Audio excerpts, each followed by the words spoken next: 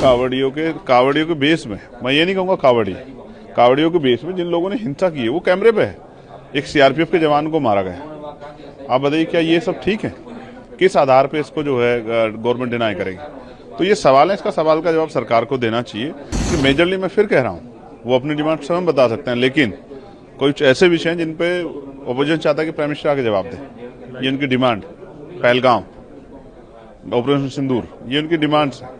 Trump को क्या अधिकार है सीज फायर पे इस तरह की स्टेटमेंट देने का? क्या हमारा देश कमजोर है? क्या हमारे प्राइम मिनिस्टर कमजोर है? क्या नहीं, ये सही नहीं है। हमारा देश मजबूत है। तो ऐसे कैसे जो उन्होंने कह दिया कि 5-6 जेट जो है वो गिर गए थे? क्या किस तरह की बातें कर रहा है अमेरिका? हमारी सरकार को स्ट्रांग एक्शन लेना चाहिए, प्रधानमंत्री को स्टैंड लेना चाहिए। देश उनके साथ खड़ा है, आतंकवाद के मुद्दे पर देश उनके साथ खड़ा है, उनको स्टैंड लेना चाहिए। इस तरह की भाषा का कभी भारत इतना कमजोर नहीं था। कोई आतंकवादी नहीं बता रहा है, ना बता सकता है। जिसकी जिस धर्म में धार्मिक आस्था है उसके आयोजन में उसको शामिल होना चाहिए। लेकिन विषय ये है जिसमें मैंने भी सवाल खड़ा किया है कि भाई गवर्नमेंट की पॉलिसी सबके लिए होनी चाहिए, उसको सबका ध्यान रखना चाहिए।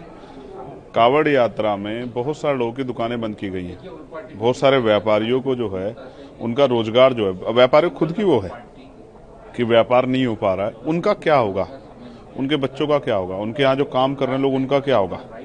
तो ये नहीं होना चाहिए। जिस तरह से रोड पूरे ब्लॉक हो गए हैं, किसी को इमरजेंसी अगर कहीं जाना हो, आप ही को जाना हो, मुझे जाना, किसी और को भी जाना हो, किसी पार्टी का आदमी हो, अपने माँ को, अपने परिवार के व्यक्ति को डॉक्टर के जाना, क्या करेगा? तो गवर्नमेंट को ऐसी पॉलिसी बनानी चाहिए जिससे कावड़ यात्रा भी संपन्न हो जाए और आम आदमी को परेशानी भी ना हो। अब देखिए 2 व्हीलर भी नहीं निकल पा रही, तो कई जगह कावड़ियों के बेस में, मैं ये नहीं कहूँगा कावड़ियों के बेस में जिन लोगों ने हिंसा की है वो कैमरे पे है। एक सीआरपीएफ के जवान को मारा गया। आप बताइए क्या ये सब ठीक है?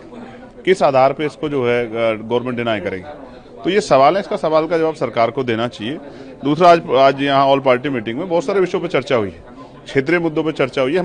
हमारे यहाँ सड़कें खराब है, कोई गांव चले जाओ सब जगह सड़कें खराब है। सांसद एक निधि में मुश्किल से 20 गाँव की सड़कें बना सकता है, तो वो सड़कें बनेंगी कैसे?